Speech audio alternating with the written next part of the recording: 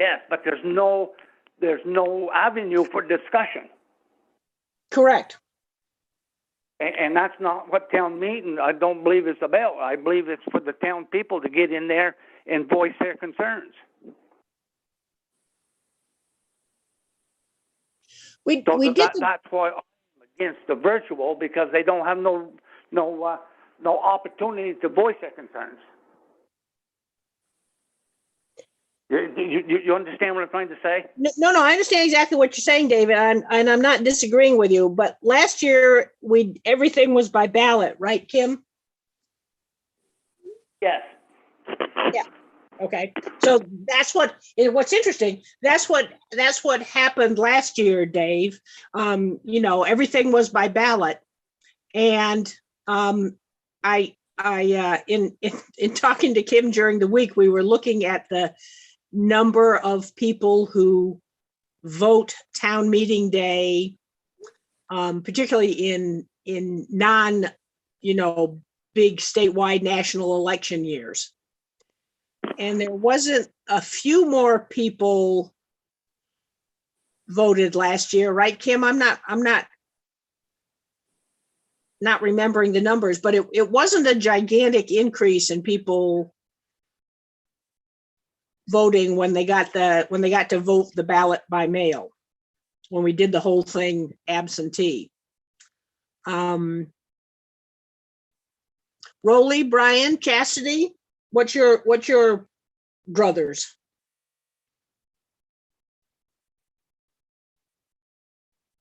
I'm feeling like you and feeling very optimistic.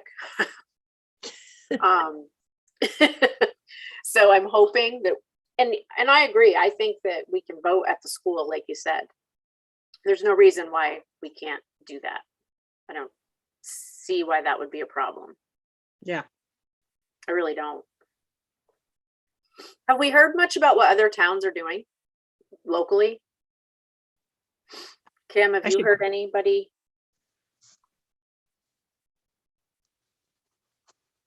Yeah, I'm trying to unmute her. Oh, okay. For some reason, I can't.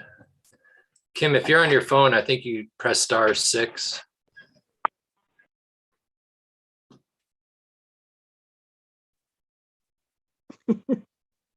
And then maybe not. Hello. No, she's good now. Hello. There she is. I've been sitting here yelling at my phone. I do that all the time, Kim.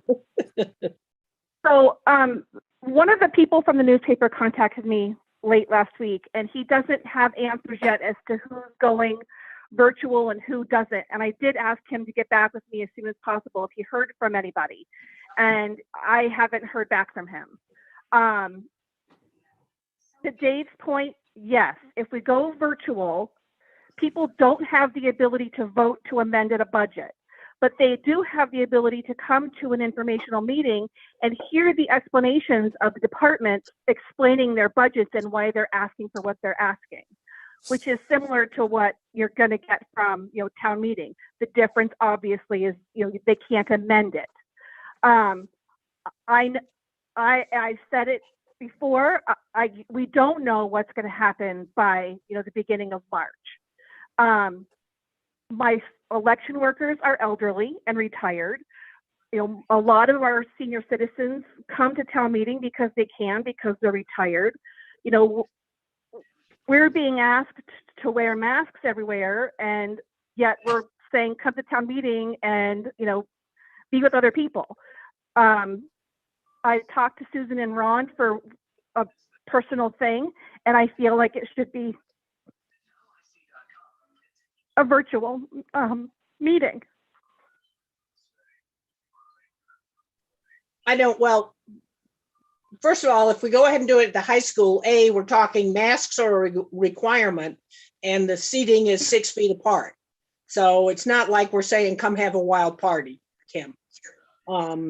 Yeah.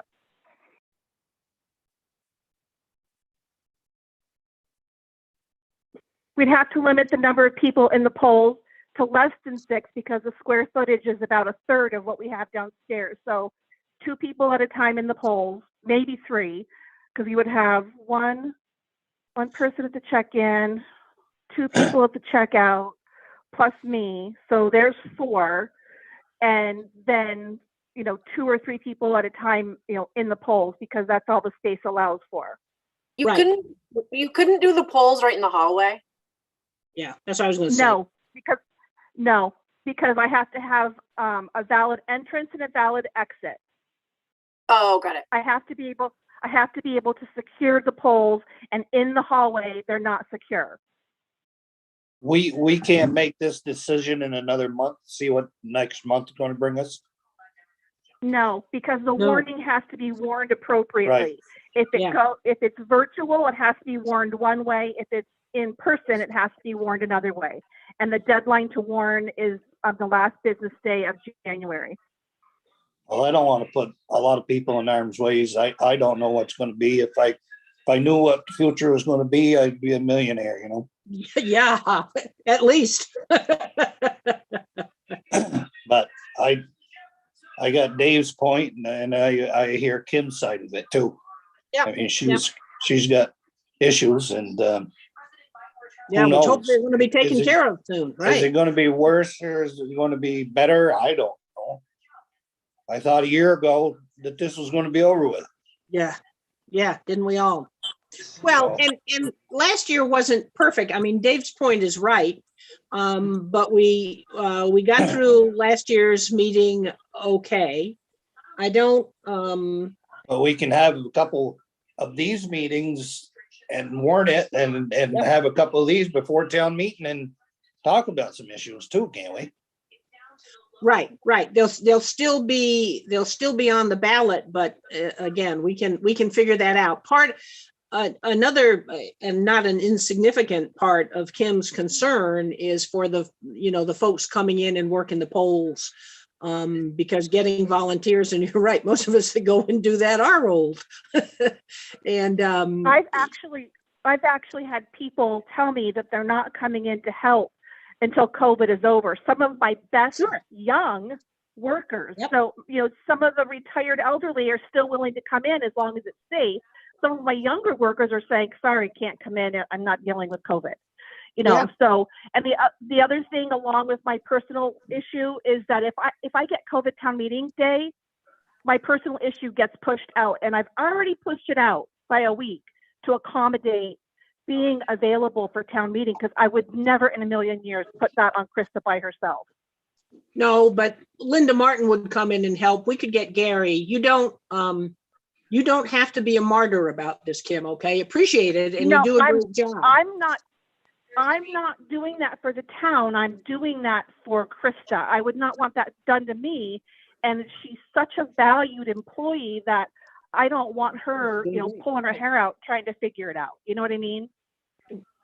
I do, And but we do things we do things differently in Hyde Park than Wolcott does. Wolcott did almost everything from the floor. They didn't use their ballot the Australian ballot very often. So, those kinds of procedures are slightly different than what Linda was used to doing. that's right. Brian, what do you think? Fair. There you are. I believe that we have one other option we haven't spoke about, and that's postponing it out further, if that's possible. Roland said, I see both sides of things, and I also understand Kim's concern too. A lot of factors that we're facing, and we're gonna fit to the what's best for everybody in the community as a whole. So one of the issues that we talked about last year was pushing it out, and a lot of towns did push out, and they ran into this. When you push out the school portion of it, if you don't have the school budget voted in a timely manner, then you don't get your tax rates from the State Department until July or August. And we usually get them, July 1st. And otherwise, if you push out town meeting, then you don't get your school rates from the state until like end of July, beginning of August. And that happens to a lot of towns. Yeah, and then you can't do your taxes. Yeah, you can't set your tax rate. You can't get your bills out. Yeah. it's a crazy, it was a crazy thing for the towns who decided to do it last year. Some of them are like, oh, why did we do this? Yeah, I'm not in favor of postponing because of all the other issues that, that you run into.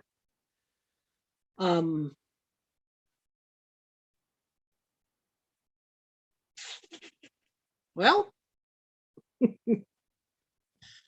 what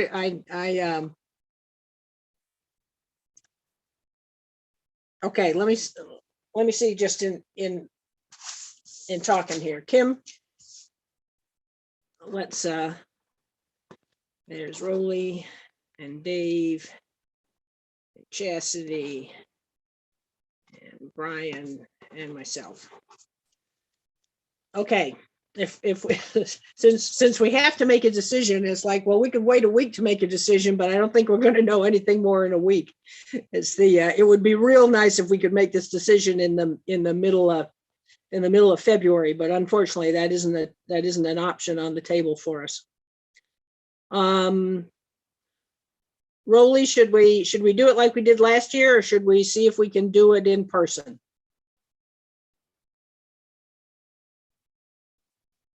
Kim, what do you think? Are you talking to me? Sorry, because I only Yes. heard part of that. What do you think, Kim? I think that it should be virtual just based on, not knowing. Yeah. If we could look in the crystal ball and know, we could make that easy decision, but it's not an easy decision because we don't know. Yeah, I'm gonna go with Kim. I know the Yeah. things. I mean, it's not gonna be a perfect world no matter what we do. Yeah. Okay, I'll put yes. Dave?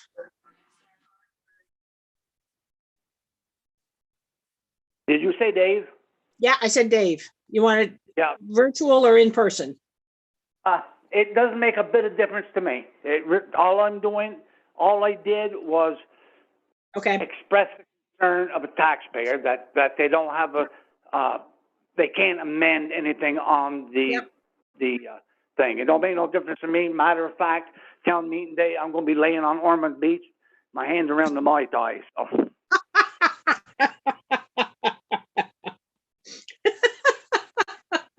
I can see. Well, you definitely want the absentee ballot then. Okay, Brian, how about you? I mean, push comes to shove, this is Kim's show. Yeah. I think we go along with Kim. That's, like I said, that's her. Okay, That's her. okay. That okay with you, Chastity, Brian? Virtual is fine. Yeah, we'll do it. We'll do it the same way. I think what we will do is go to work on it'll be warned, but go to work on a one pager that that gives folks information, more information about the issues. I think it'll be the fire truck. We haven't talked about Monash yet. There may be, right offhand, the fire truck is the only thing I'm seeing that might be of any, there might be a lot of conversation about. But we can give people plenty of information. I think we offered 2 meetings last year that people can call in like this and have a conversation and get their questions answered. So we'll do it like we did last year for another year, and then we can all stay at home and drink our gin and tonics at home and pretend we're on a beach with Dave.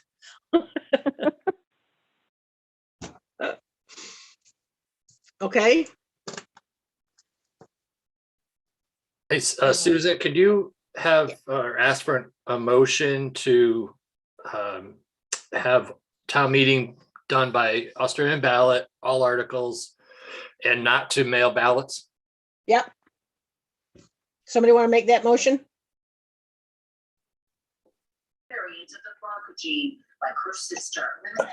I just don't want to be a bad bear here, but why can't we mail the ballots out? It's a lot of work probably, but we are here to serve the taxpayers. I mean, are they all Well- going to want to go down there to the town clerk's office and we just went virtual because of one reason? And all of a sudden now you're going to have all them people go down there and pick up their ballots?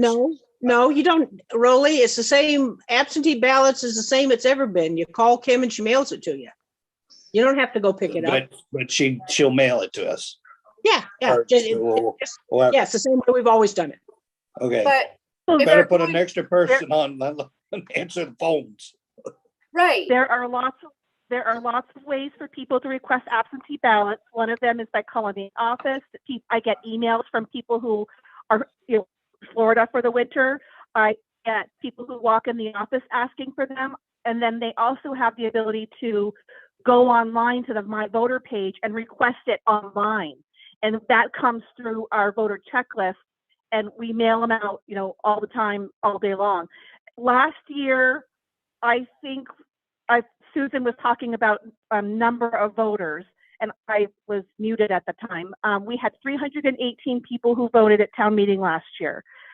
That was about 50 more people than previous years where there wasn't some big, presidential election or something going on at the same time.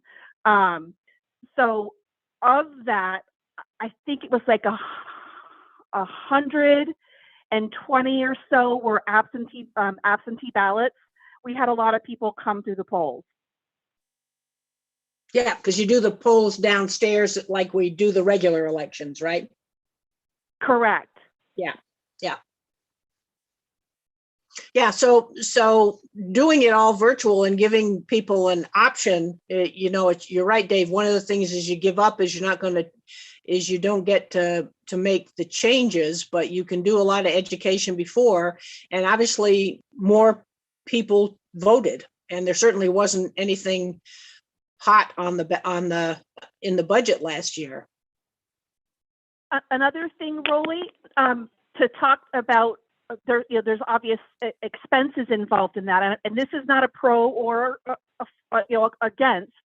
Sending out the ballots would probably be in the 85 cent to $1 range, plus providing postage paid return. So if we've got over 2,200 voters that would be getting ballots in the mail, so if you do the math on that, and knowing that, even last year when people had the ability to request their ballot, we didn't have any more or less request them by absentee ballot, but we did have a total of 50 more people, vote because it was by Australian ballot versus town meeting.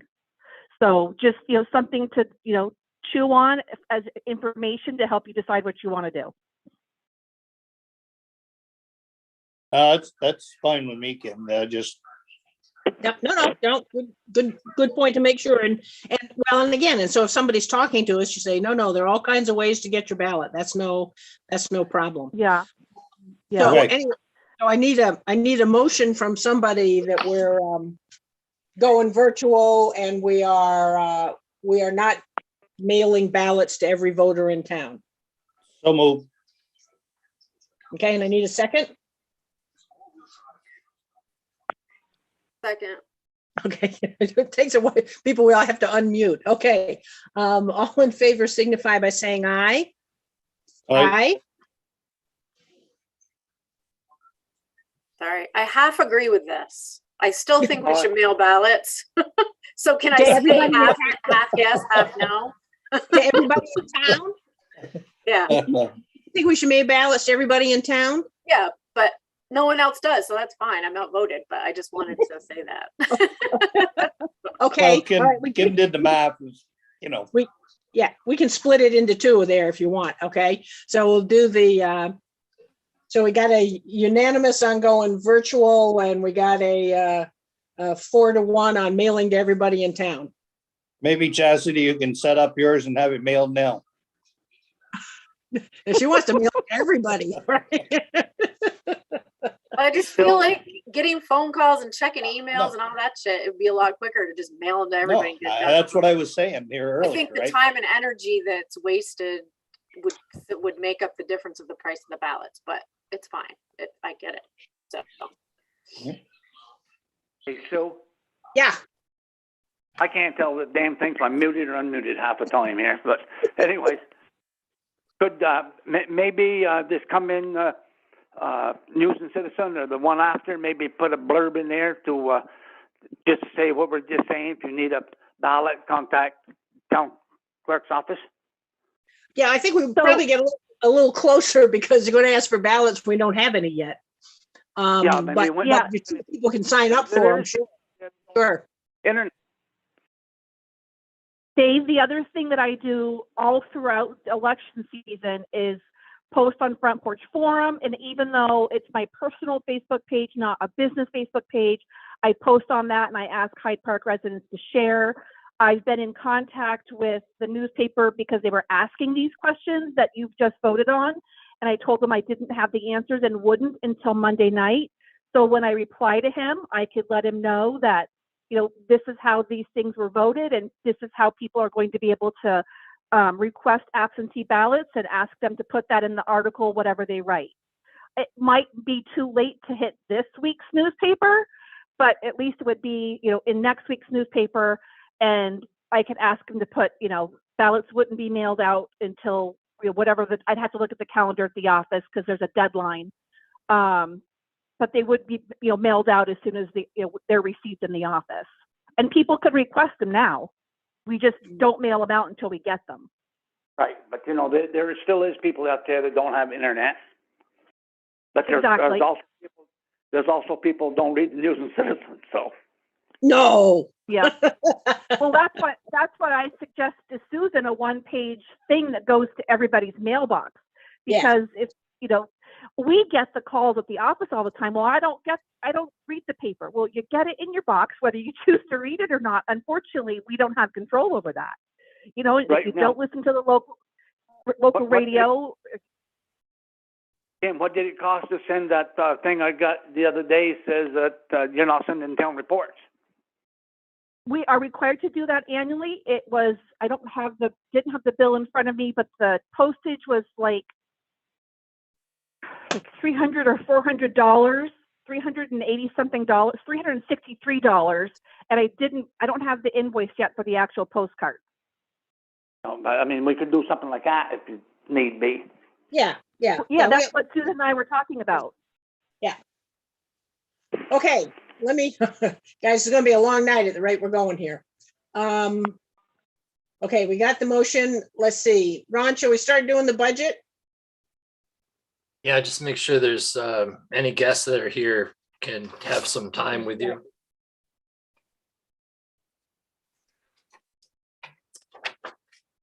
How would you like to do the budget? As painlessly as possible. Okay. Let me see. What Yeah, do we got? Yeah, why don't you give us a quick overview? While you're doing that, I'm going to go run and put a log on the fire for my husband. Okay, so the summary of the budget, if you want to look at the screen here, is the initial tax rate projection, which is where everybody kind of wants to know where things are at. So down here at the bottom, you have 4.9. not sharing your screen. Oh, hold on a second, I'll do that. That's good to know. That'll be better, I think. Can you see me now?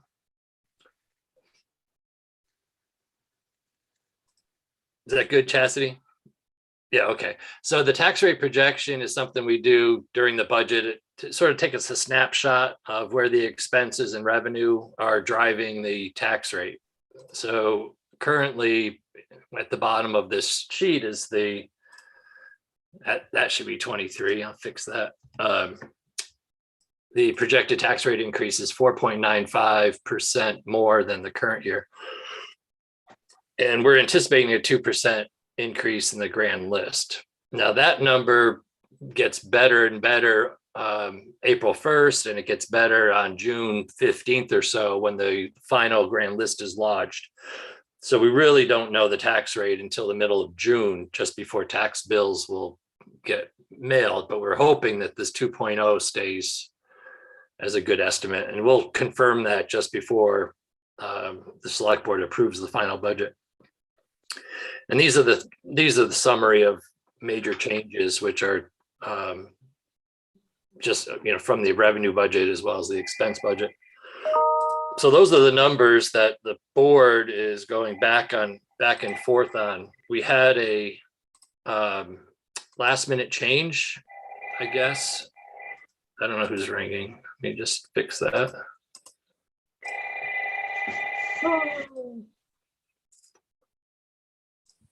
Okay.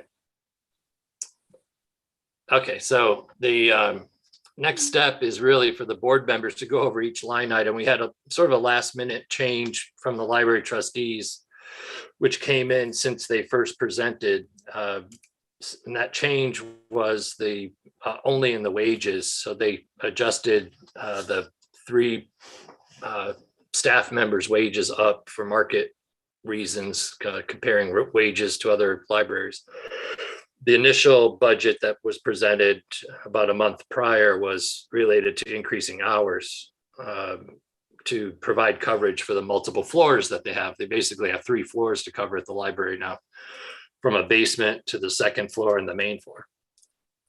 And the select board takes all that information together and tries to mix it in with the rest of the budget and tries to get down to a whatever they deem an acceptable tax rate increase for presenting to voters. And that's what will happen this year.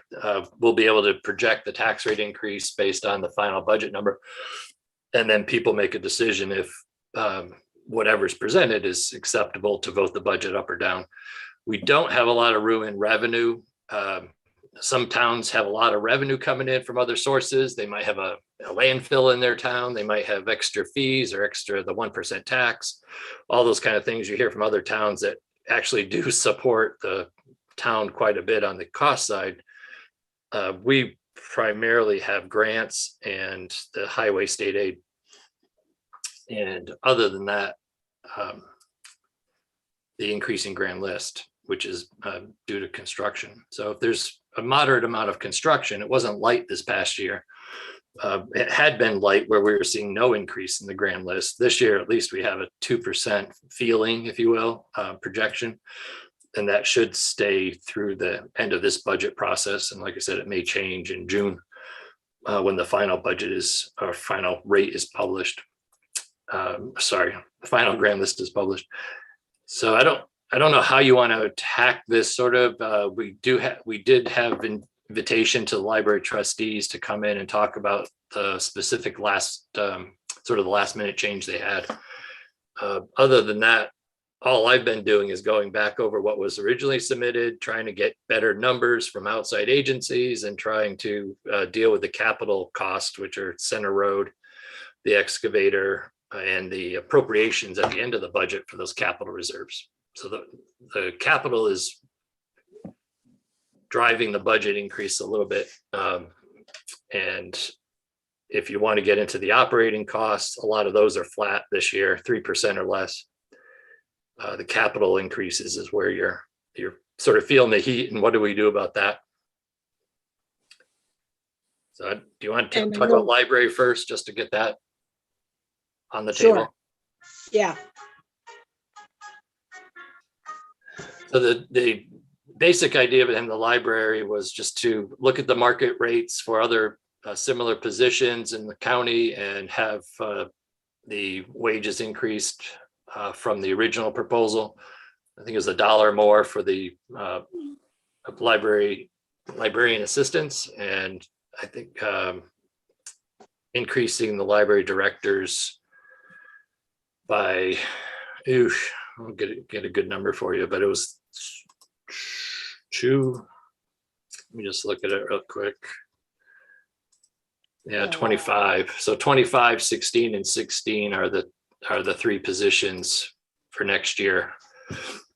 And think that's $3 more for the library director and $1 more for the assistants from what you saw before.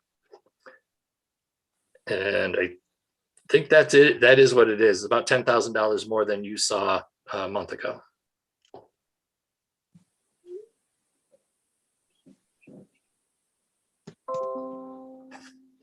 Ooh. I don't, I mean, they're in the situation a lot of the world is in right now. And, you know, when they came in and we, you know, and talked about it, they've got to pay people to be there. They're just, the world of volunteers has changed possibly irreparably, who knows? And I know, Brian, you did a lot of work with Mark on the highway budget, right?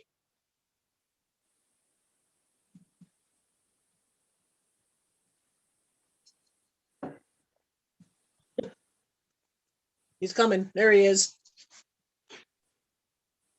You there, Brian? Whoop. Trying to unmute it. There you go. Yeah. Oh, So yeah, I went over it with Ron and looked at it, and we did what we could with what's on there.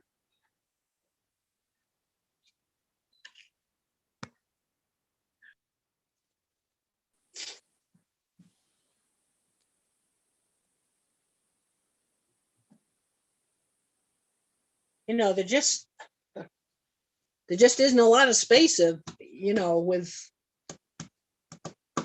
of anything. Yeah, the only thing that I looked at again was trying to keep up with those appropriations and the paving allocation that we try to do every year to keep up with our paved roads, is looking at these center road borrowing. And if you make a decision to stretch that out to 10 years, you reduce your annual payment, increase your interest a little bit. But if you made that change, you could get below 4% in a budget increase. You're just below 5% now. You're 4.95. But if you turn that 5-year note into a 10-year note, you can get to 3.87, I think, just by stretching that out. Of course, you add interest to that as well. So that's about that's one way that you could do it, but you're at that point, you're actually costing more than you probably want to, with the goal of getting out of loans as quickly as possible. A few years ago, we had no loans. Now we have the fire truck, the center road excavator. It would be great to work with Deborah and figure out how to get the excavator paid off this current year, using reserves and other resources so that we don't have to see that financed. And that would just leave center road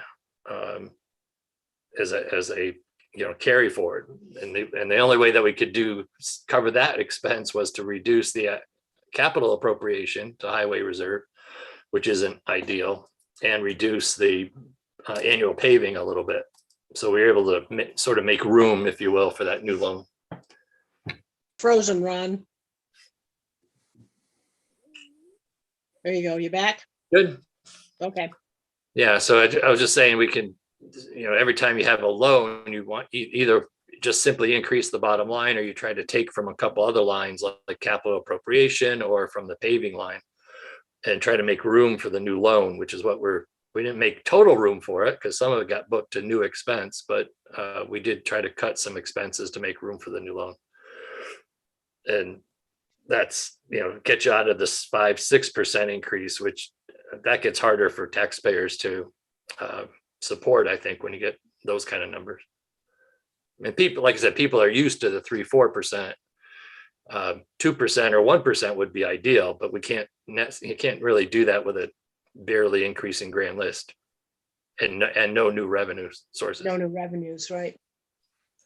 We do have new revenue in the sense of the ARPA money and the FEMA money and things like that. So we have to be careful about saying we have no new revenue. There are grant revenues that will come in that will help potentially, like I said, potentially pay off the excavator before the end of this fiscal year. But ARPA money is intended for new projects, not debt service.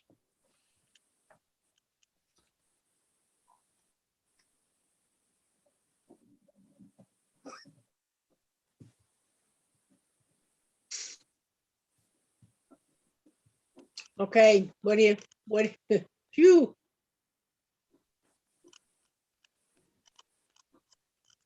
I wish there was some magic bullet, but the cost of everything is just, you know, Yeah, I'm a little bit of a disadvantage in the sense that I do want to spend a good amount of time with Deborah going over this all with her. It's her first budget, and we haven't had a chance to do that yet. So I think if you need to meet to sign the warning, one date that came up was January 28th, which is a Thursday.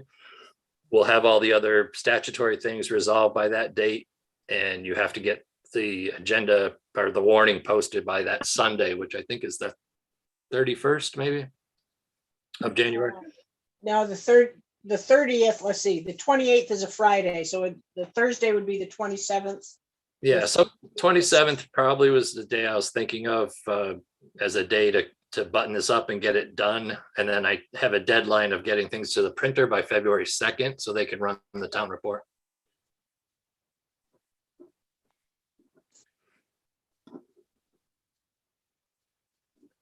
The question being, do you want to have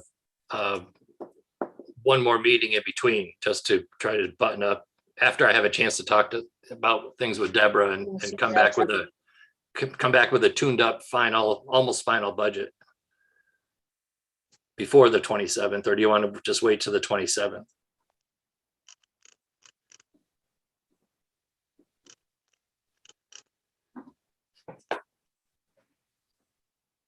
Okay. Chastity, what do you think? How's the school budget doing? Pretty good. We talked about it last week. And what kind of increase are they looking at? Pretty substantial. Yeah, it's just Actually, I can tell you. quite. But I mean, like you said, unfortunately, I mean, everything's going up. I mean, the numbers are pretty straightforward. I mean, we're not. Can you share your screen again, Ron? Sure. Let's Again, I know Brian is really, and Mark and Ron have really scrubbed, Right. you know, the highway budget, which is certainly, you know, that's our biggest thing. Yeah. And you can't, you know, the cost of everything goes up. You look at, what's the cost of living? This is what, it's 6.5%, 7%. 7 was the December number.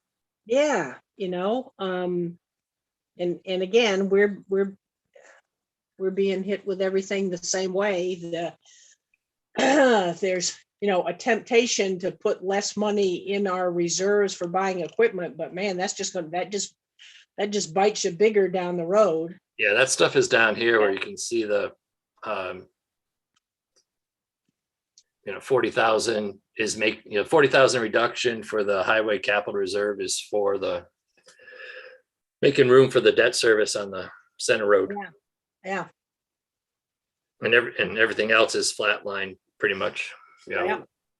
Sidewalk reserve, I took down 5,000 just looking for anything. I'd rather keep that at 25, but I was trying to get below 5%, and that was one of the last changes I made. Yeah. Ron, Yeah. just out of curiosity, the cost of living you were saying, or Susan was saying, somebody was saying is 7%. For the wages, what percentage are you using for that, just for budgetary purposes? Yeah, there's 4% in this draft budget. Okay.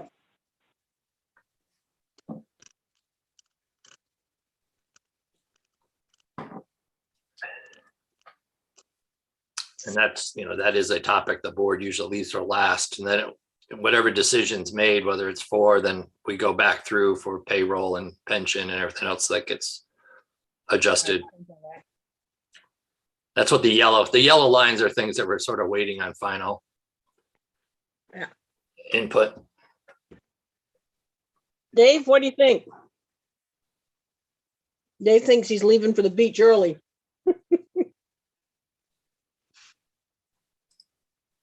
I don't know what to think.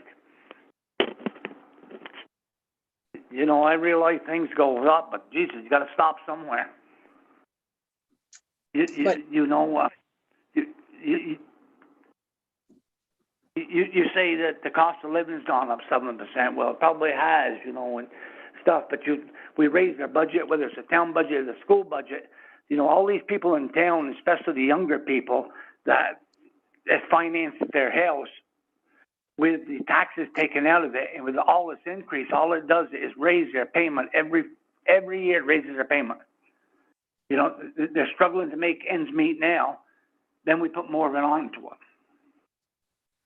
So I don't know what the answer is. Yeah. I will say, I'm sure a lot of those people get in, if Kim is still there, she knows we have a very high percentage of Vermont, of Hyde Park residents get assistance through the, you know, the school funding formula from the state, and get part of their property taxes relief that way. There are a lot of folks that get that is, yeah, we'd be toast without that, you know.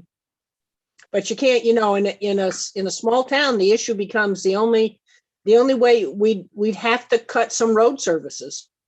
You know, we'd have to, and we're struggling desperately to try to get everything paved properly for the long term, because that will give us better roads and save us money.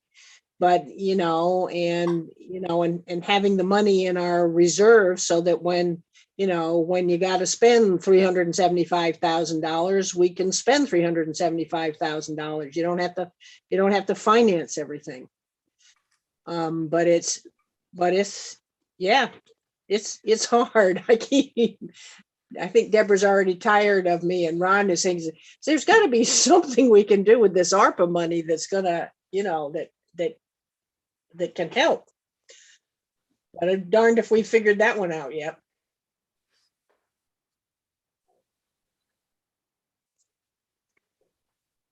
I mean, you know, we can keep it around 4%. I think we're doing a really good job this year. You want to say do another just budget meeting, final approval of everything on the 27th of this month? Yeah, I think the approach is that I can work with Deborah, and if we run into something that needs your attention, we'll call a special meeting before the 27th. The 27th is your deadline to do it. So rather than try to get something unusual resolved on the 27th, I'm not predicting anything. I'm just saying if there's a need to, we would call a special. Right. But if there is no need and I can explain it in an email or something, then we'll get together on the 27th and we'll go over it then. Okay. Next week. Okay. Does that work for everybody? And we'll do it like this. That's easier for folks.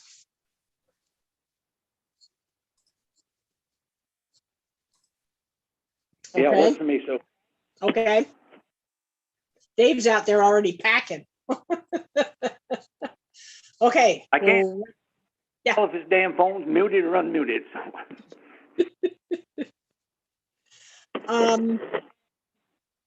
Okay, let's go to 4, and Dave will be interested, and this is the discussing the potential purchase of the Menage 25 acres.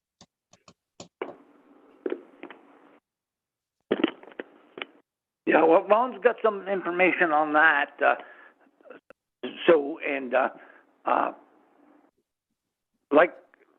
Like Ron said, he is selling it at face value, which is a lot cheaper than if he was selling it as yardage for what material is in there.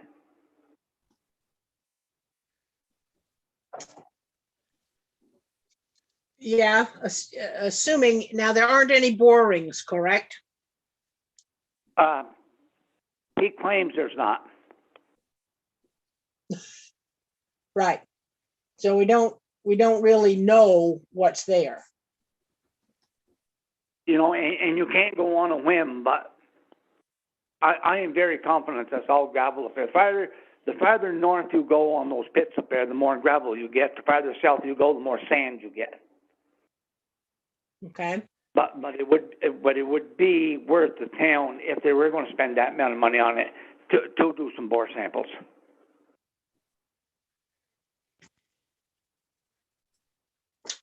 yeah, Ron, why don't you want to sort of run through the information that you have and where things, boy, this is a, yeah.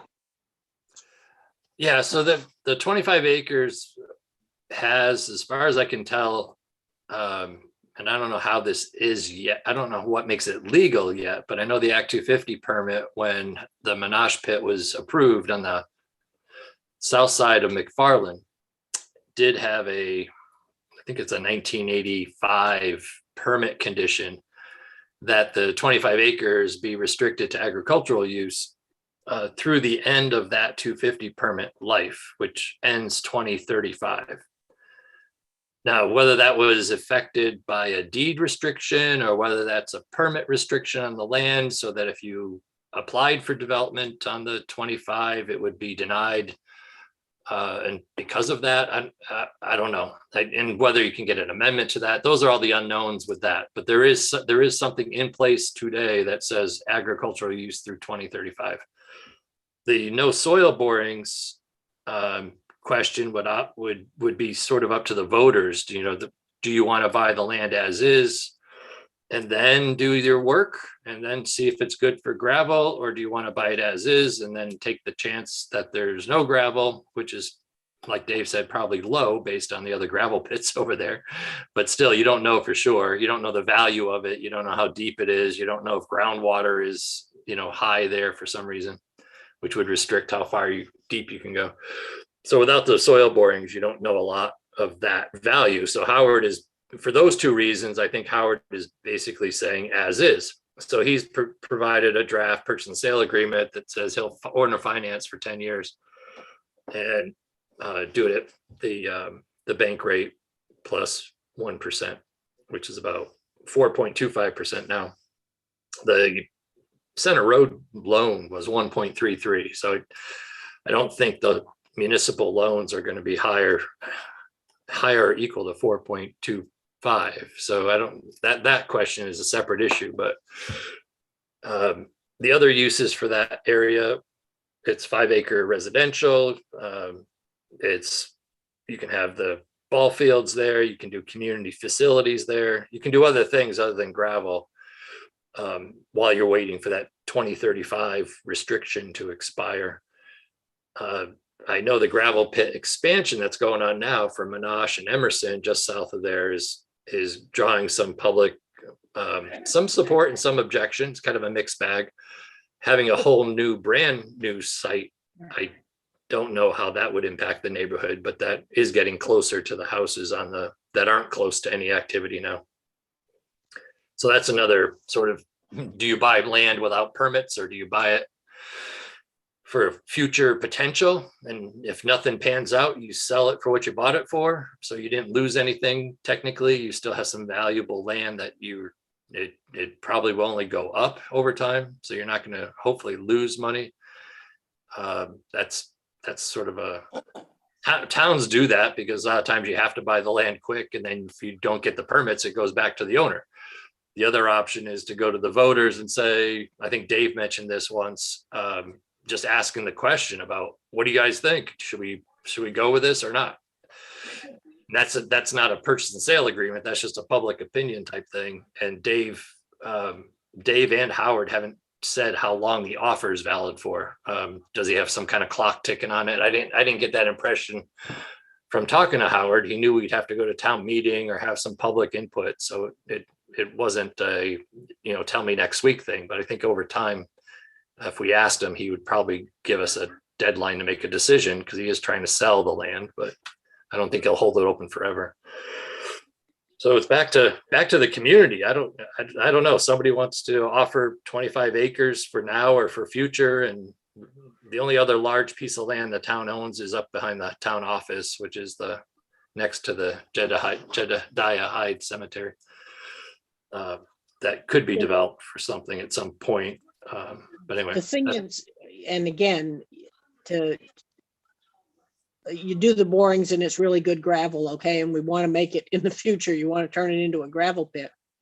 You're undoubtedly going to be going through Act 250, which is, is just a process and is okay, but you're right, at that time, and again, roll forward to 35, won't be our problem. How are people going to feel? There could be real resistance to a gravel. There could be real resistance to anything except recreational use. It's also, but High Mowing Seeds is certainly interested in it. I think, potentially if we bought it, they would lease it from us in the short term, being, 10, 12, 15 years. And maybe eventually they'd buy it because it's obviously it's good agricultural land for them. I can't, it's an interesting opportunity with, I don't know, Rolly, everybody else, what do you, what do we do? And particularly since we're going virtual, so we won't, for town meeting, you're not really going to get, but you could put sort of a question on the ballot just to gauge interest, should we go ahead and pursue this and do an explanation with what some of the options are. Right now, so now Ron had a good suggestion or a good prospect for that. If say we had it and we never need it, it's always money in the bank. They're not making no more land, and that is prime land for building. Yeah, it is good land. So that could be a good investment. Now, another thing to think about is word on the street has it that NATO is going to be sold, and it's going to be sold to a private contractor down to Stowe, and I'm sure Cassidy is familiar with the outfit. If that happens, will they going to be selling sand and gravel, or they're going to keep it for their own use? Because there's not a lot of stuff left in that NATO pit. 2 years ago when I was talking to Amy, he said that they figured they get somewhere between 12 and 15 years. Now, sand and gravel is going to be a commodity. Yep, it's always going to be another thing we can do is we could stop this peeing match we got going on with the recreation department, is have them move their ball fields over there for 25, 30 years, and that would open up that whole south into that pit where we can get another, I don't know, 15, 20 years worth of digging out of there before we even have to think about going over there.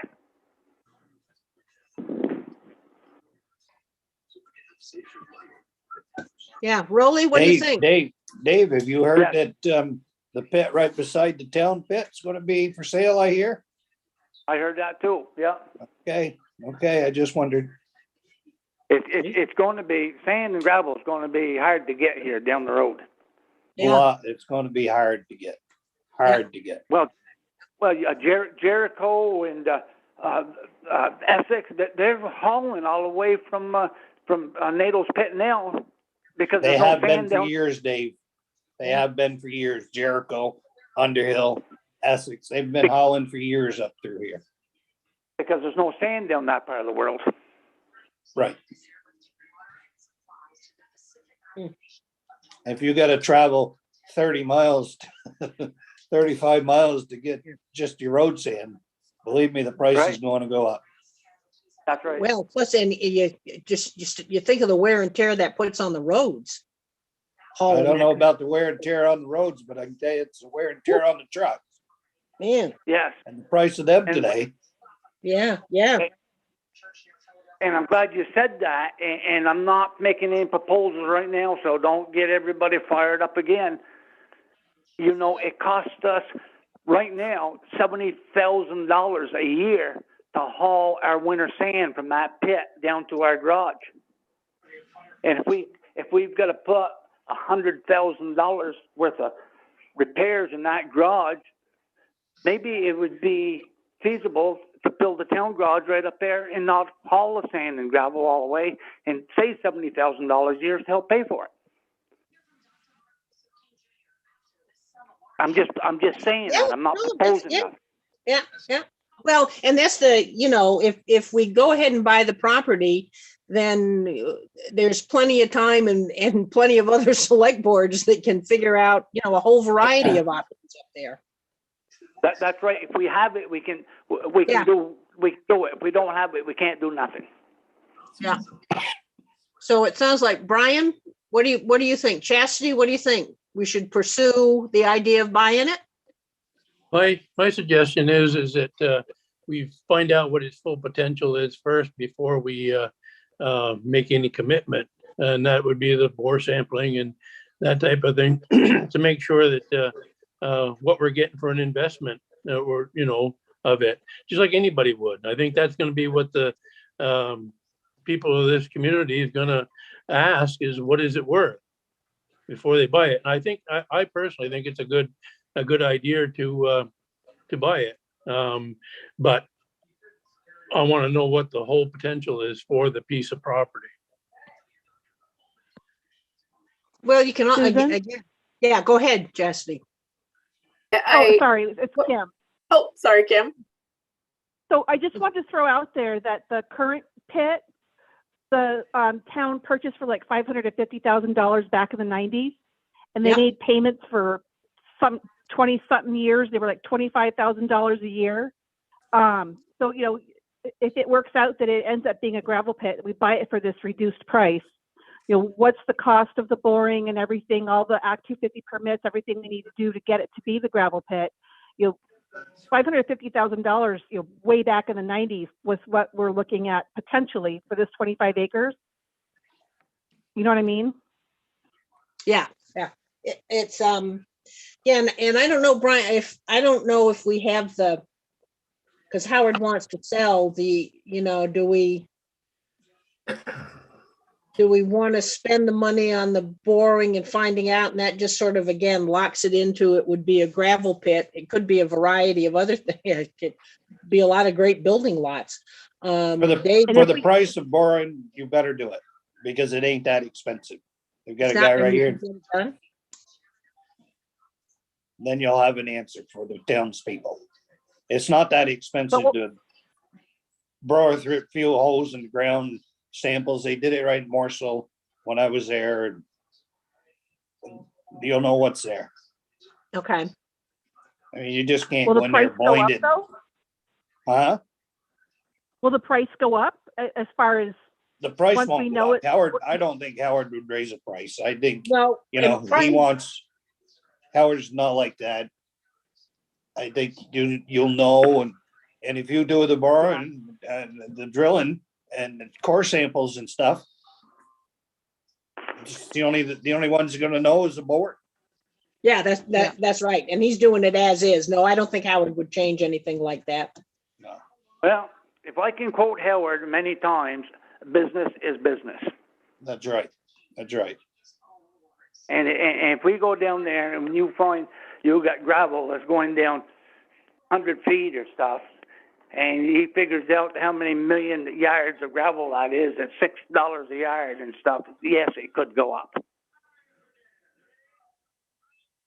I don't think he'd do that. I think. You think all you want? Well, but the brewers, the drilling would come to the town, the select board anyway. yeah, we don't have to be public about what we find. That's right. Oh, but he Howard does- will know. Yeah, well, not unless he's paying for it. We don't have to tell him. Well, okay. No, I'm saying, but he's doing, we could do, the $10,000, if we did a $10,000 as is, and then go ahead and do the borings. I mean, we basically is how much does that lock in the contract?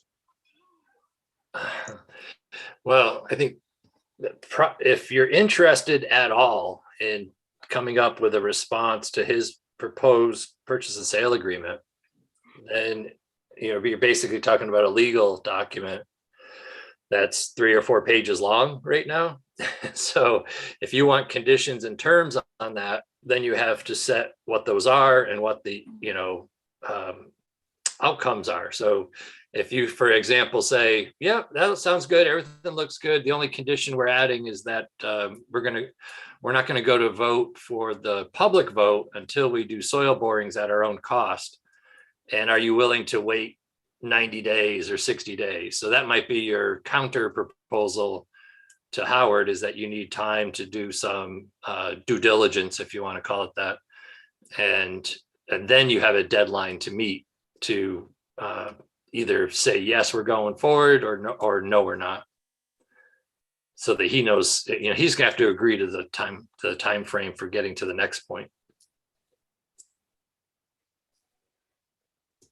Chastity, what do you think? I can't believe that. There's a mosquito in here. I think the idea of pursuing this is a wonderful idea, and we need to think about the future of the town. Yeah, we may not, I hear you guys say, well, we won't be here, but my kids and grandkids will be here, Yeah. and I'd like to think I'm thinking about their future too. So, Right. but the bore samples, sure. I think that is a good avenue to research, like Brian said. I think that could be very good information for us to have before we sign on the dotted line. I mean, you do inspections on houses before you buy them, right? Right, So right. kind of the same thing. We're doing an inspection on the land. But I don't think we should drag our feet. I think we should Well, get and give it moving. time to look at all the restrictions on the Act 250 permit and what's happening with all that. So we need some time. But it sounds to me, tell me if I'm hearing this correctly, that we think it's an idea worth pursuing, so that we ought to get something. You ought to let Howard know that we're interested. We could do the $10,000 deposit and let him know, here are the couple of things that we need to do for more information, so we can let the town know what road we're going down and the variety of options that there are for the property.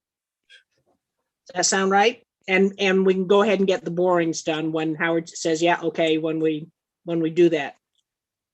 Yeah, Roland, do you think it's like a 90-day, 60-day turnaround for borings? Or if we're going to go back to Howard and say we need 60 days, you think that's enough to do what you want to do? I don't think they're busy. It's, do you remember Paul McGinley, when he was town administrator, more so? His son does it right there in Barry. He does all this area. Okay. He's done NATO's, he's done Morsel's, he's done.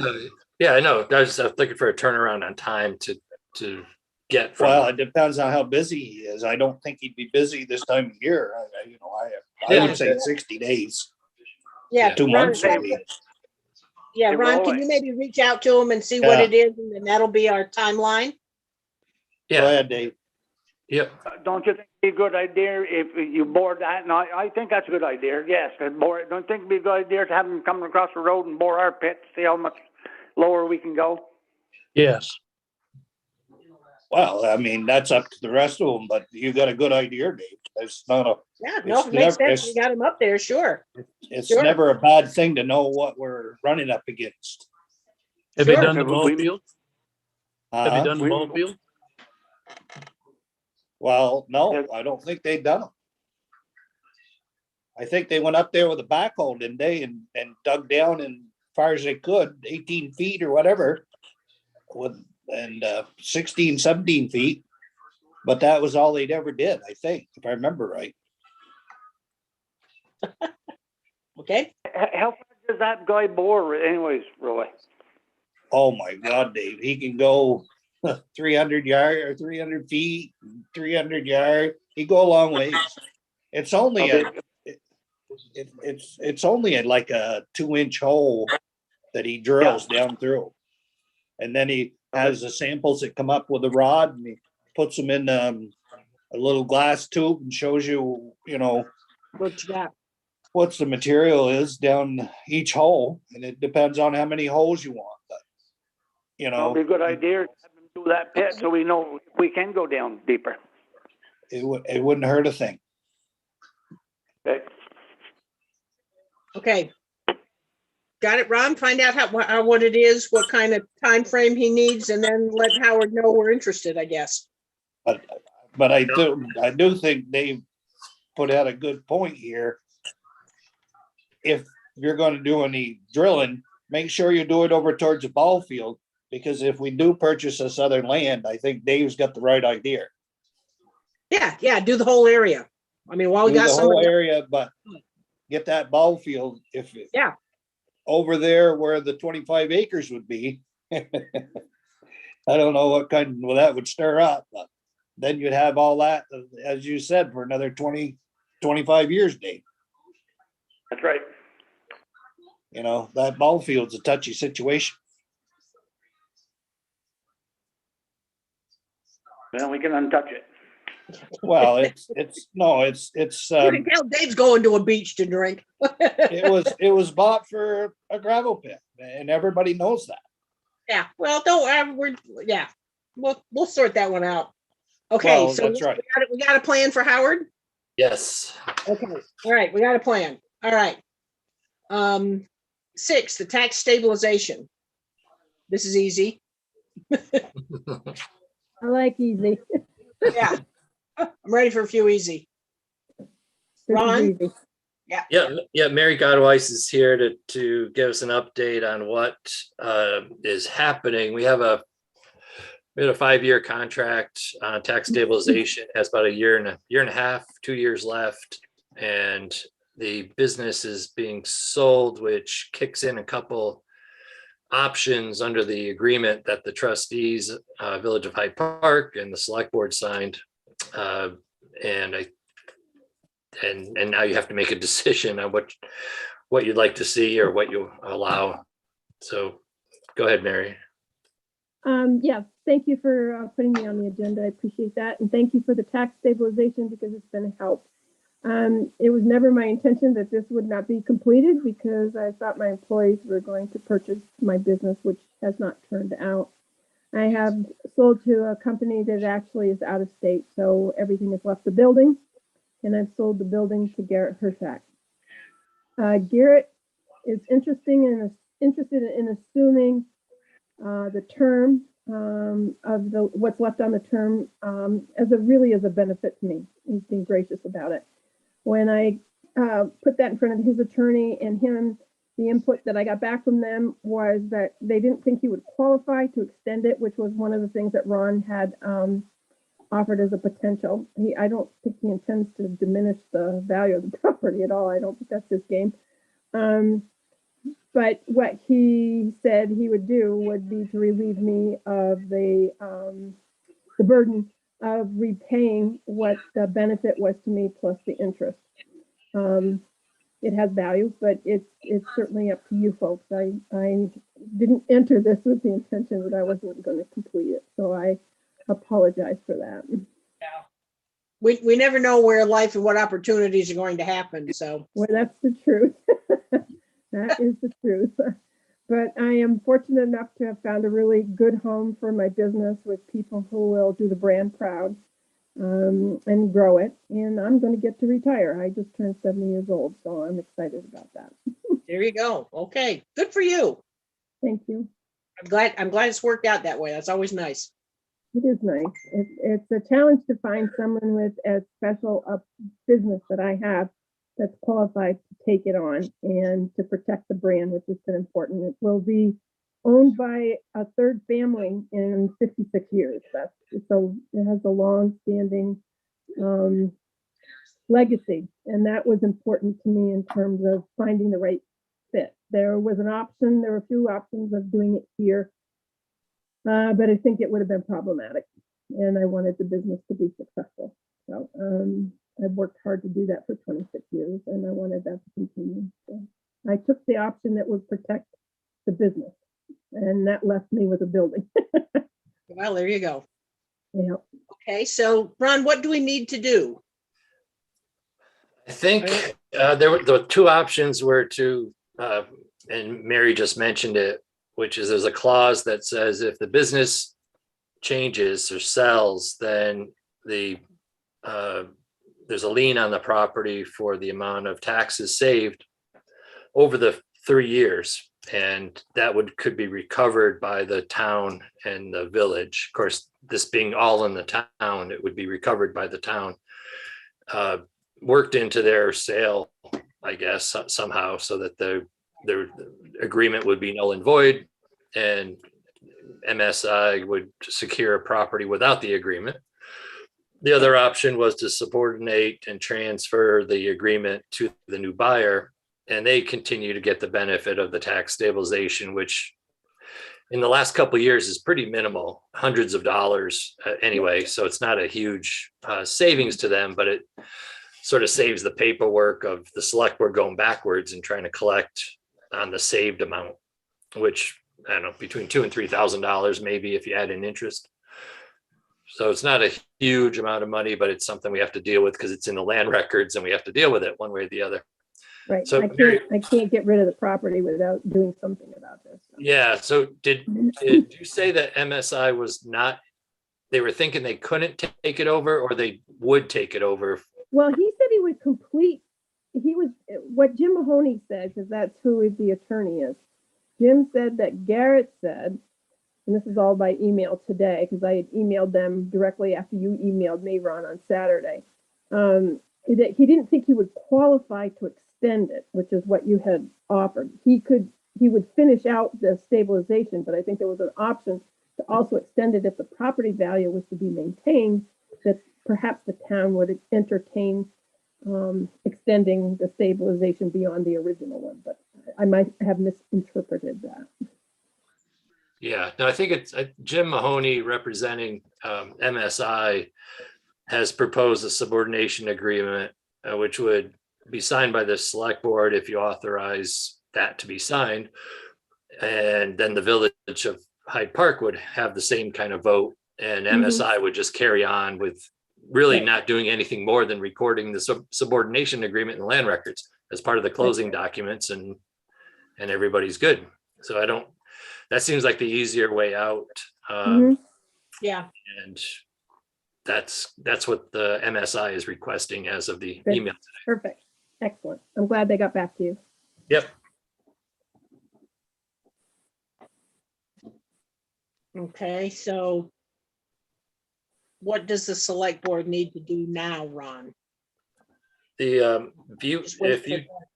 Specifically, you take a vote to sign the subordination agreement and transfer Mary's terms and conditions to MSI. The MSI, right. Okay, guess I need a motion for that. Yeah, and I think the town attorney is somewhat involved, so we'll have to have a kind of a condition of town attorney review, so we don't have to revisit it again. I think the company name that they're putting this under, I don't know if Jim said this to you today, but I think it was going to be 123 Locke Avenue. Yeah, yep, that's fine. LLC. Okay. So, pending the town attorney's okay, then the board could authorize Susan to sign, or if the town attorney says I need 3 signatures or more, whatever is needed to be done, I would figure that out after the town attorneys approve the document. So it's a motion to sign the subordination agreement. That's okay. That's all I need. There we go. Need a motion, please. So moved. Hey, need a second? There we go. Okay. All in favor signify by saying aye. Aye. Bye. Anybody opposed? Okay, we're good. Good Thank for you, you, Mary. all. Enjoy retirement. I am. I'm going to be a new grandmother this year, so I'm very excited. Oh, all right. I'm still finishing. I'm still keeping my Phoenix finishing, so I'm consulting and doing stuff like that. And I'm still on board with Sutherland Wells in Rhode Island because they need tech support, and I'll be down there back and forth. So I'm still busy, but I don't have the everyday headache of running a business anymore. So that's a big plus. I'm very happy, and thank you all on the board for supporting us in the past and for approving this today. I do appreciate that very, very much. You are most welcome. Be well, everyone. Bye-bye. Bye. Okay, Ron, the FEMA, the grant. FEMA brick, yes. So over a year ago, the select board approved submission of a FEMA. I'll read it here. It's the Building Resiliency Infrastructure grant or something. So they don't want to keep going back to sites that are costing the federal government money. So they're providing money to design better, more resilient bridges and structures. And the regional planning office has helped me submit the application, and then we sat for a little over a year, and then they just barely awarded it in the beginning of January last week.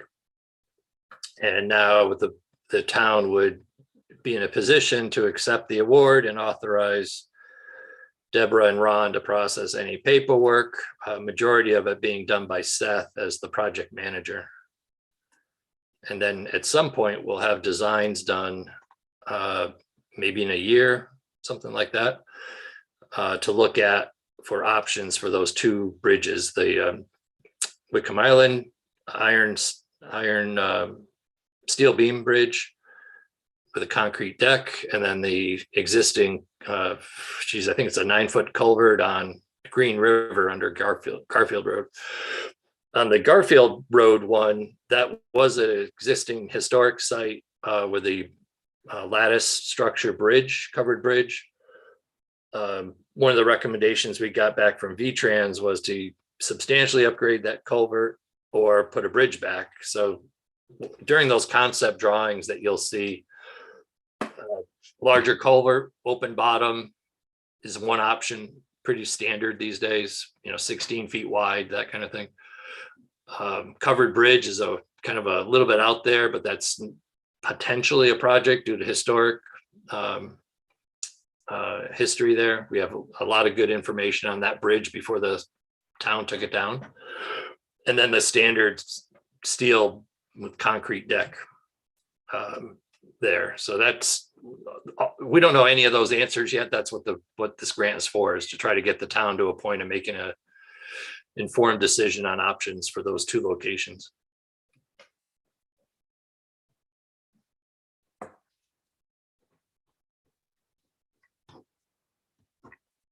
Okay.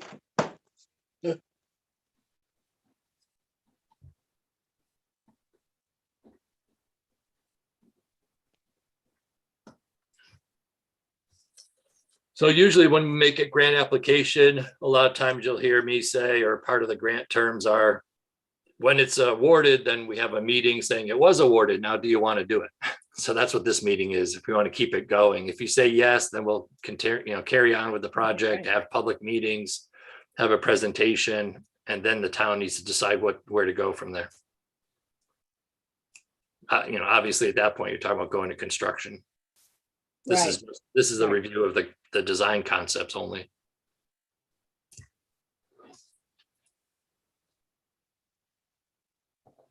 Keep it going. Yeah, I would think we got this far. I think you want to keep it going, right?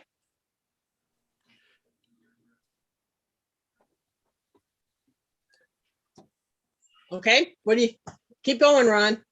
Well, I need the authorization vote to accept the award and authorize Ron and Deborah to sign any necessary paperwork so that we can do that during the next year and a half. So moved. Right. And need a second? Second. Okay, all in favor signify by saying aye. All right. Aye. Anybody opposed, abstaining? We're good. Okay. Sterling View 3 acre. But getting a little repetitive here. This is the same kind of thing. We've Same been thing, working right. with Paul Nesky, Grenier Engineering, a little bit of Watershed Consulting, Agency of Natural Resources, trying to figure out what to do. A couple attorneys have been involved, and the issue being that the state of Vermont has taken a hard position that when you have a project like Sterling View and the town has a public road through it, that both parties need to sign on to the new 3 acre stormwater permit. That permit is forcing projects that were not in compliance with stormwater controls to become in compliance within, I think it's 5 years, maybe 10 years. It's almost like the MRGP on roadways. This is specific to 3 acres of impervious area where the stormwater infrastructure is deficient under the 2022 stormwater rules. And they are providing grants to help compliance come about. And they will not let the Sterling View cooperative community sign on their own, and and this has been vetted, I guess, or reviewed by the town attorney, that there's no option for the town except to come to an agreement with how it all works. So who does what, who pays what, that's all part of a stormwater maintenance agreement, which is what we're talking about tonight. So that if you get into a cost issue, the town takes responsibility for what's in their right of way, and the Sterling View cooperative community takes responsibility for things outside the right of way. And that's basically the gist of it. We already are responsible for things in the right of way under the MRGP. So this is kind of a double layered regulation, if you will. And if there's any discrepancies or issues, then there's a way to deal with that with having the attorneys get involved. But we've worked well with Paul Neske and his crew over there for the new board of directors for many years. So I don't expect there to be any issues. They're very agreeable to signing the maintenance agreement. Once that's signed by both parties, it gets recorded in the land records, and then the permit to the state can be signed. Grenier Engineering, working on behalf of Sterling View, will come up with those stormwater improvements and hopefully come up with some funding to help them pay for some of those needed mandatory, whether it's a detention pond or subsurface containment center, new ditches, those kind of things. Whatever those are is what the state will expect to see implemented within that 5 to 10 year window. And we'll work with them, as a co-permittee, we'll work with them as much as we can, but we don't want to have the costs of things that are outside the right of way. Right. Okay. So this will be authorizing Susan to sign the maintenance agreement when the town attorney is finished reviewing it. Right. So moved. Okay. Need a second? Second. Okay.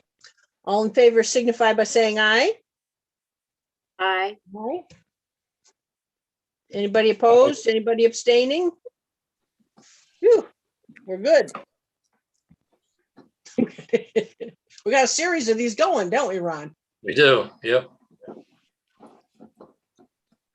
Okay, bylaw modernization grant. This is another one of those. So we applied, we wait, and then when it gets awarded, you have your opportunity to change things and not accept it.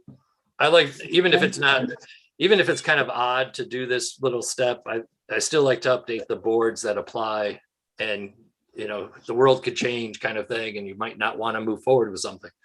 So before we actually begin work and sign the grant agreement, the board would be in the same position as the BRIC grant with FEMA to accept the award and authorize Ron to sign any related paperwork.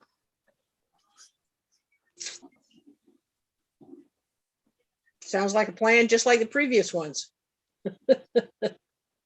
Need a motion to authorize Ron to sign the paperwork. So moved. Second. Second. Okay, all in favor signify by saying aye. Aye. Aye.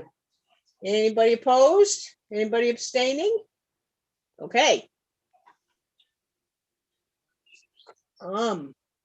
Ripping them out here. I know it. Engineering form submitted response. Okay, where are we with Oh, yeah, okay. 9. The ARPA. North Hyde Park, right? Yeah, so that is, and let me get that file up real quick. Ta-da.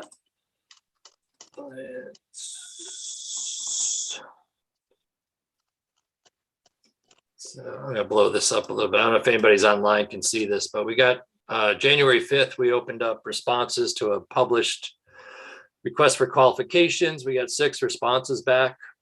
And this is kind of a twofold project. We joined with Hyde Park Fire District number 1, Roger Audette and Dave Harvey, because the $32,000 that the select board approved for the ARPA money needs to go through these good procurement process just to make sure we're checking some boxes. So that's what this is. The 6 submittals were Mumley Engineering, VHB, Watershed Consulting, Green Mountain Engineering, Du Bois and King, and Summit Engineering. We've worked a little bit with Mumley in the sense that he represents a lot of applicants for projects in towns in Hyde Park. We haven't worked at all with VHB, and Hyde Park Fire District has worked with Green Mountain Engineering. Our Du Bois King we've worked with recently. Summit Engineering we work with regularly, as we do Watershed Consulting. So they all came up with really good submittals. And this chart, or this matrix, only shows the blue squares. Without just the solid light blue is they checked all these boxes that you'll see. So they have experience or technical skills on public sewer, public water, stormwater, sidewalks, etc. And VHB didn't respond totally to what they had for HVAC consultants or on staff people. So that's a yellow or gold to do a follow-up with them. And then the Watershed Consulting and Green Mountain Engineering had nothing in their submittal addressing buildings or HVAC. HVAC is one of the it's in the top projects for the town, for the library, town garage, and town office. So the choice that we need to make, probably not at this meeting, but is kind of interesting to me. In the past, we've had various different engineering firms that have come and assisted us. Some towns hire one firm that does it all. Somebody like Mumley Engineering, for example, would be able to do everything that we could ever think of, and we just call them like we call the town attorney for 90% of what we need. Du Bois King could do the same thing. The other option is to select somebody that just does HVAC and does it really well, and only work with them on HVAC and building issues, and then hire some other firm for maybe stormwater, like Watershed Consulting or Summit Engineering. I can't make this decision myself. I think I think I need to recommend something like Brian and Mark, and I don't even know who else would be interested to drill into these a little bit more, because you could develop a long-term relationship with one of these firms and not stop the jumping around. That's an option. So when you have an engineering question, or Mark has a roadway design issue, he calls George. Those are you call, right? Yeah, and he doesn't have to wonder which firm of the 3 or 4 that we now work with he calls. And I don't know. We have a lot of capital projects coming down the pike here, from bridges to Main Street to some culverts that we need to deal with. And we will be using some of these folks, and we have been. And does the board want to consolidate into one firm, or do project by project? You just say, hey, we're like a towing company. Everybody does good work, so we'll put this firm on this project, and then we'll put another firm on that project. And it gets a little complicated because if you regularly work with somebody, you can kind of tailor their process, whether it's invoices or communication or familiarity with the town. You can kind of make those things work really well. If you're jumping around, that isn't always possible over the long term. So I don't know what to do. We need to check the ARPA box, and we want to get somebody on HVAC, and we have preliminary engineering done, but now we need the construction sort of engineering to figure out how to make those improvements. Sometimes you hire an architect firm and they hire, people to draw up plans so you can bid those things out. The fire district number 1 wants to stick with Green Mountain Engineering. So they looked at all the RFQs last Monday, the 10th, and they felt comfortable with staying with Green Mountain Engineering. So we'll write up a little memo saying we looked at everything for these reasons. We'd like to stay with Green Mountain Engineering, and they carry on with them. And that's kind of how that goes. For us, like I said, we do work with Watershed, Summit. We worked a little bit with Mumley. DuBois King did the Better Connections grant for us, and some work up in North Hyde Park back in 2015 and 2018. And everybody does really good work, so that gets harder. When people do generally good work, it gets harder to make a decision. So that's where we're at. We have a matrix, we have some responses. I have to get some follow-up questions back to them. The gold and the white, I want to make sure I didn't miss something on that matrix, but eventually we're gonna have to make a decision. So not tonight, but I just want to keep you up, in the loop and see if you had any ideas on how to proceed. Huh? Hello? Dave. Yeah. Dave. Couldn't figure out if you're mute or not. Hold Yeah, on. you're good. No, I think that's a good idea, Ron. Somebody sit down with them, to dig into them a little bit more. Yeah. Any research ain't gonna hurt.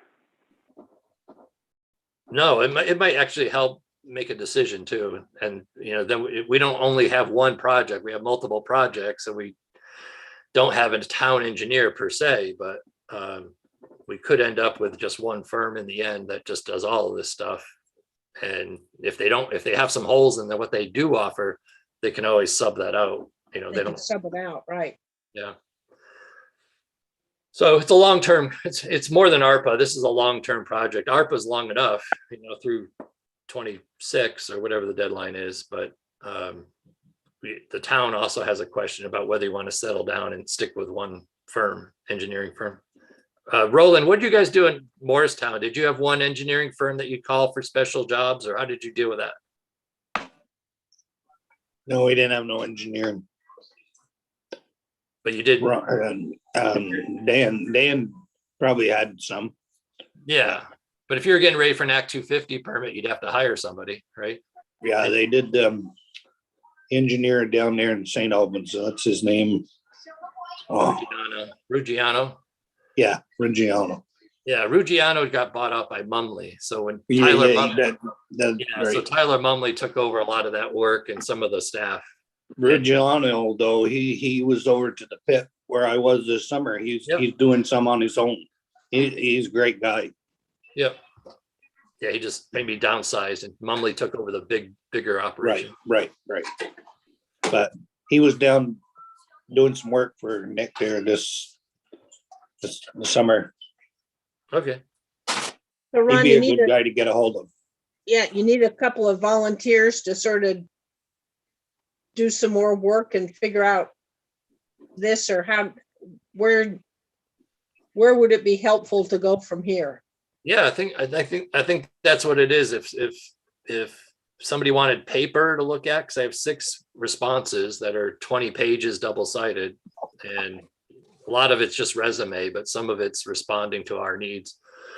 And then somebody that feels like they want to decide on project selection, or just maybe a long-term town engineer relationship, if that's another direction you want to go, so we're not jumping around.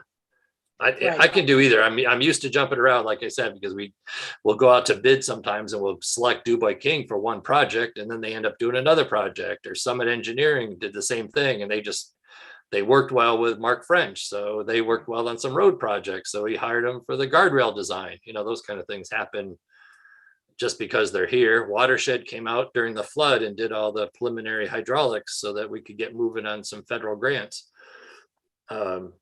And they did that because they were already under contract for our Church and Main Street stormwater. So it works okay. But I think I want to take this sort of time right now to decide if you want to focus on one firm or keep up with working with the firm that works best on a project kind of process, which is what we've been doing. Yeah.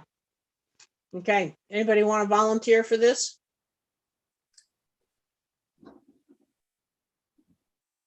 Send me the stuff or get me the stuff.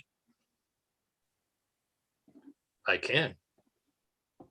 Yeah, that'd be great. You can, again, I have no knowledge and background in this stuff, so it would be, I would, this isn't the kind of project that I'd be any assistance on, but yeah, several of you have a lot of experience, and it's not as though, let's see, we don't have to have it in 24 hours, right, Ron? We got a little. No, this is, I still have to go back to them and try to get them to fill in some, so it won't be till February probably before we'll think about doing interviews with these guys. Got to get through town meeting day first, which is going to take up through the end of this month. Yeah, okay. But give me some, what you can, because I've got 2 weeks and more of convalescing before I can go back to work. So it'll be good reading. Yeah, no, I'll print on paper for you and you can check it out. Thank you. We'll decide if we need to talk to anybody else as we get into it. Thank you, Brian. Appreciate it. Yep. Yeah, appreciate that. Okay. That's that.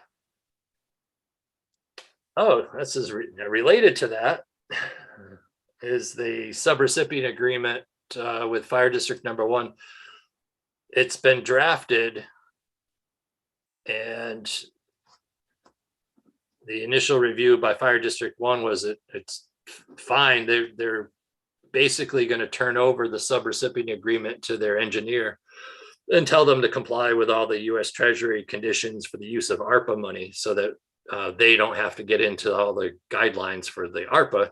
They'll just hire Green Mountain Engineering to have compliance. So I won't be in charge of compliance to the subrecipient agreement. However, I do have to make sure the town is in compliance with the 32,000 going to the fire district and making sure that they are following through what they promised to do under the agreement. And that they want to get going right away.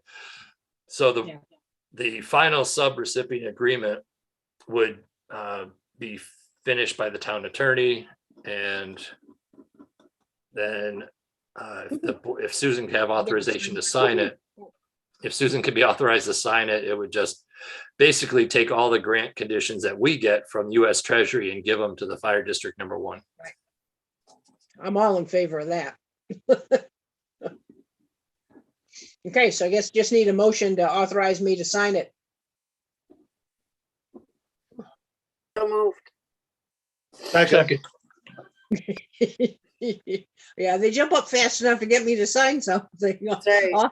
All in favor signify by saying aye. Aye. Anybody opposed? Anybody abstaining? Okay. I want to know how it's possible for me to have a mosquito in here tonight. You get out of here. Okay, the town orders and a finance update. Yes, I think Deborah's still here. I see her name on the board here.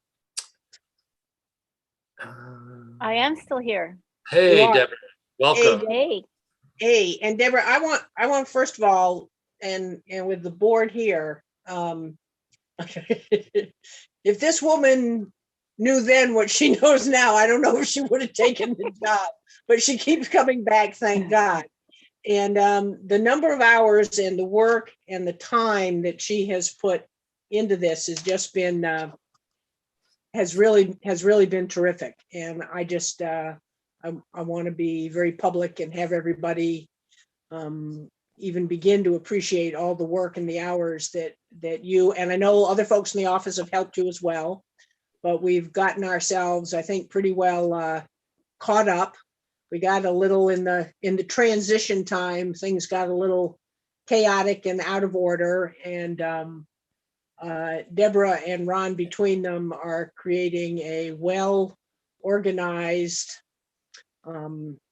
great set of processes to go through so that we don't, if we just hit another transition as we did, we were hitting all kinds of transitions because Kim was for in the office as well, that it will not be as lumpy as this one turned out to be. So I just want everybody to know, and thank you, Deborah, very much for everything that you're doing. Thank you. I appreciate that. So the orders were posted on Friday, and I know Deborah was amazed at how quickly they keep coming back. So as soon as we get ready to get a warrant ready, it's like there's already invoices coming right back on top of those. So I know I think we're with this warrant that's on tonight's action item list.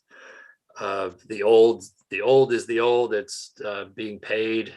There's a small chance that something got lost in the shuffle or thrown out by mistake, like any particular time, and the contractor is going to call looking for money. But I think we got everything that we could find, put it that way, either things that had been emailed, things that were in folders in the office, and things that are past due will be settled. And Deborah has been beginning to work with Krista in the office to make the flow really smooth, so to speak, from wherever the invoice is coming from to the payment time and getting it on your warrant. So I don't think there's any questions in the packet. There's a couple large ones in there with the excavator, the 177,500, and the Pike paving at 770 something. And those are due now, and their vendors know that we're going tonight to get approval for those. Everything else is sort of normal, I guess, normal invoices.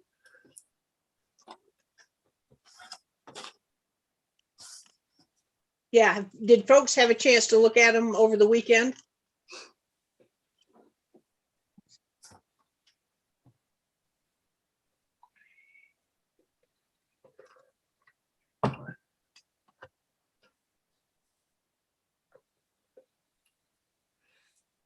Hey, Deborah, it's Brian Shackett. Could you tell me, possibly, due to the delay in paying the bills, without going into that, how much late fees we were subjected to? I don't have that calculation. I know that, matter of fact, there's still a little bit of pile here that I've been entering during the meeting here. But I do not have that calculation. I know that there are a few invoices that were charged directly to an expense account and not necessarily to a late fee. Is that true, Ron? I'm not sure about that. I know if the late fees I've seen are, one company was charging $7 a month because something was late. Another one was $10 or maybe $3 or something like that. So I don't even know if it's in the hundreds. I think it's probably under 100 if we had to go back. How far do you go back? There's been a short-term sort of the transition window, which is the sort of the last 3 months, October, November, December. And if we go back further than that, I think it was miscellaneous stuff. The biggest problem we ever had was hopefully fixed it, was the Visa payment with library. They were charging, and this goes back a couple of years. So that got fixed through a process issue.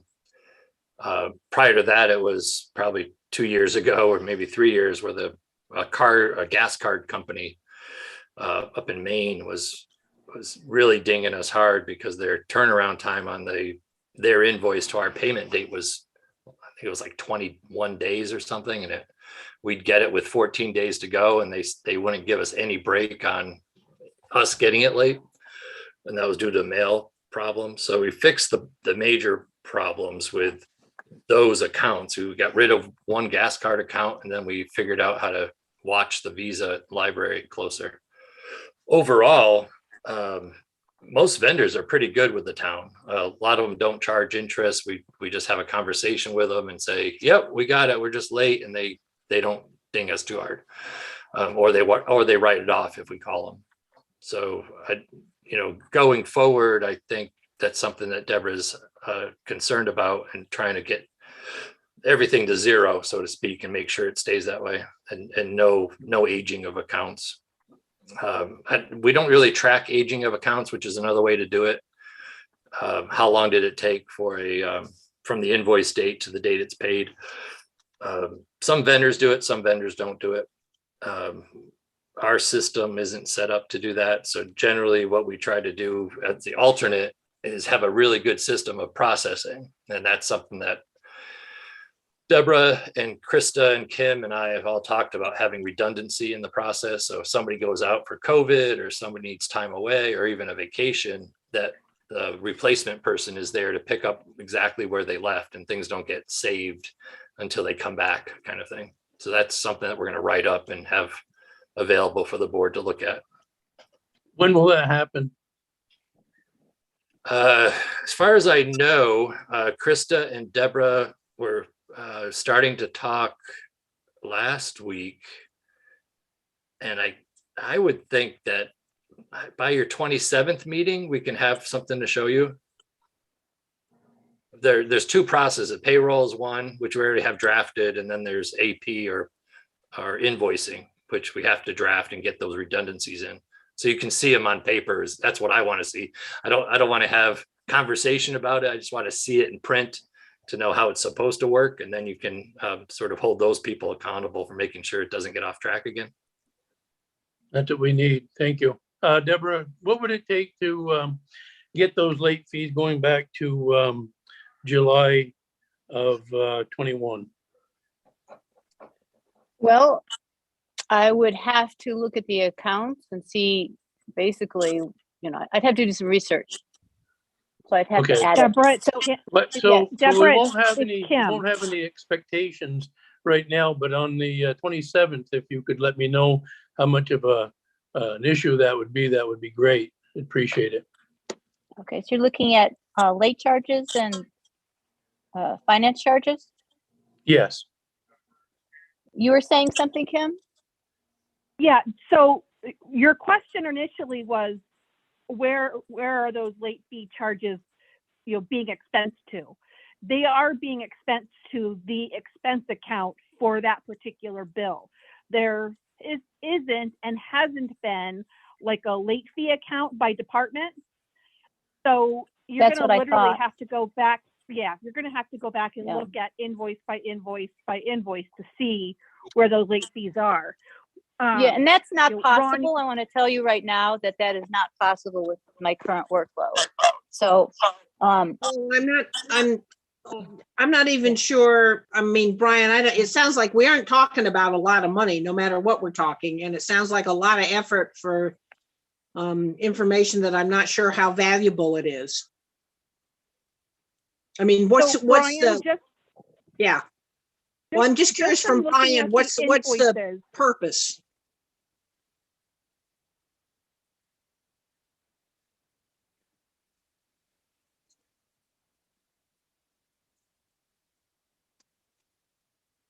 I think we lost him. Where'd you go? Well, there he is. There he is. Okay. No, I'm just curious, and again, because Kim and Ron have been there, Why isn't this thing working? Can you make like an educated guess at what it was? I'd like to make that educated guess. So from everything that I've seen, there was a $100 and change in the $100 range. Department of Labor late fee filing for some reports that didn't get filed on time. But that plus some other items, I'm going to say the late fees were closer to $300 between all departments than 100. And that's just back to, maybe June, July area from Right. what I saw. Yeah, so it'll take Deborah hundreds of dollars to get an accurate number by going back over every invoice. Yeah. So would that work all right for you, Brian?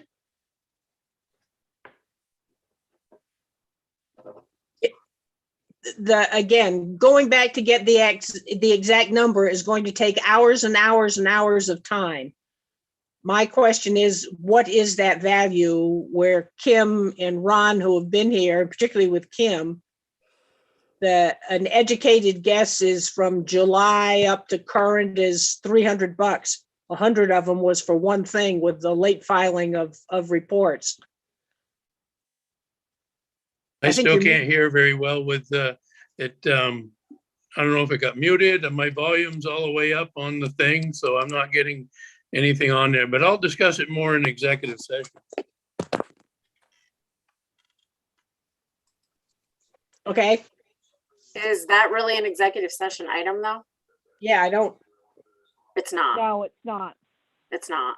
So it can be discussed now or, yeah, that's not an executive session topic.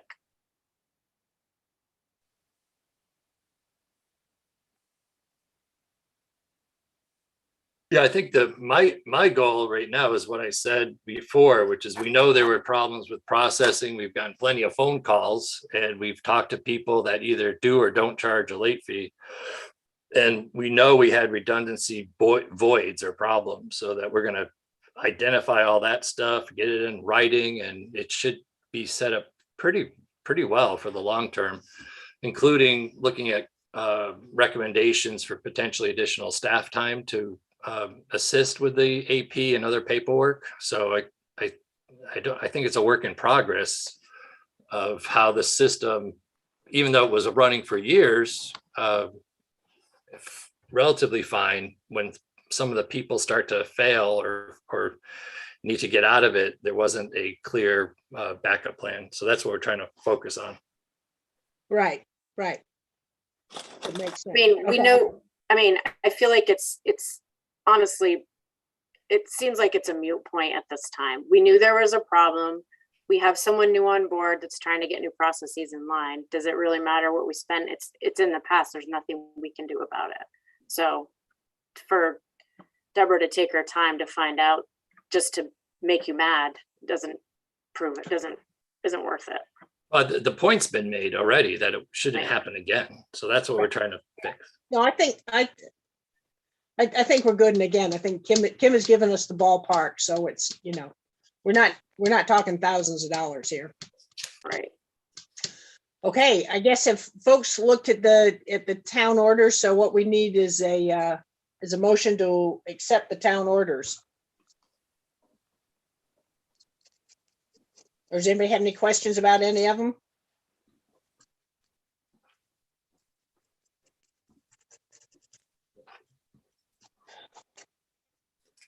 Okay, a motion to accept them?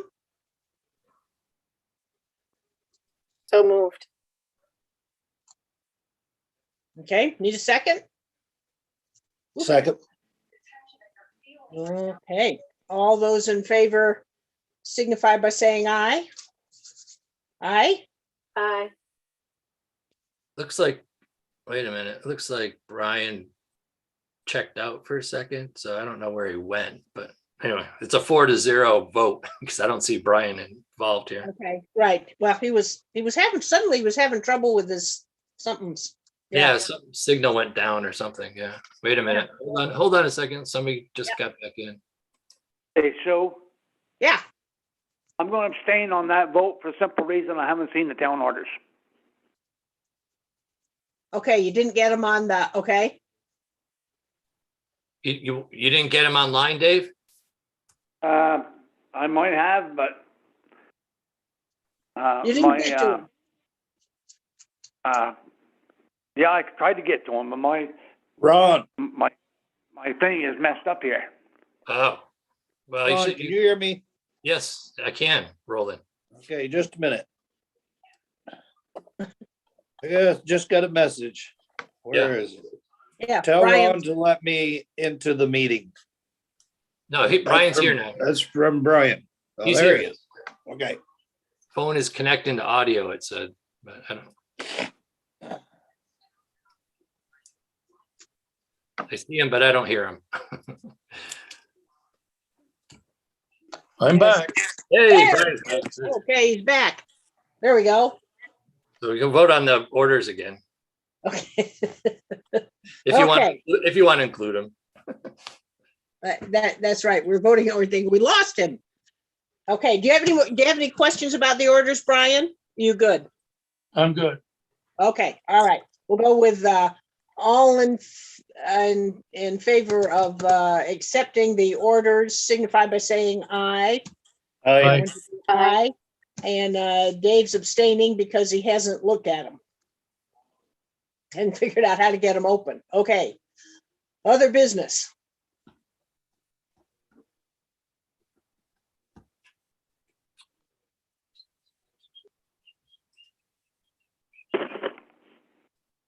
Is that the last thing on the list? Are we still gonna go into executive session? Well, we have Possible executive session. litigation to talk about. Yeah, just for an update on that, which would be brief. That's the only thing that I think we have to talk about in there. Well, I got something I want to talk about, but it's about a person's name, so I don't want to mention it in wide Gotcha. open here. Okay, yep. We get into personnel things where they can do that in executive. Whew. Okay, then I guess we're good. How about a motion to go into executive session? So moved. Well, mention Okay. what's on the article and on the agenda, plus the personnel matter. Right, this is for regarding pending or possible civil litigation with the public body. And a personnel issue. So moved. Okay, we're in. All in favor of going into executive session signify by saying aye. Aye. Okay, anybody opposed? Anybody abstaining? Okay. Brian, you got a much better connection there. Ron has to take a minute to get Green Mountain off or whatever. Yeah, I think what's going to happen is we're just going to boot everybody else, and unless you have a motion to, that you need to make when you get out of executive session, we'll just adjourn after that. So people don't need to stay on. If somebody's online that wants to be called, Green Mountain Access wants to be called if you're going to take any action, but otherwise they'll just adjourn the meeting now on the YouTube. Should be posted tomorrow if anybody wants to watch again. Okay. So I'm going to ask Green Mountain Access to disconnect.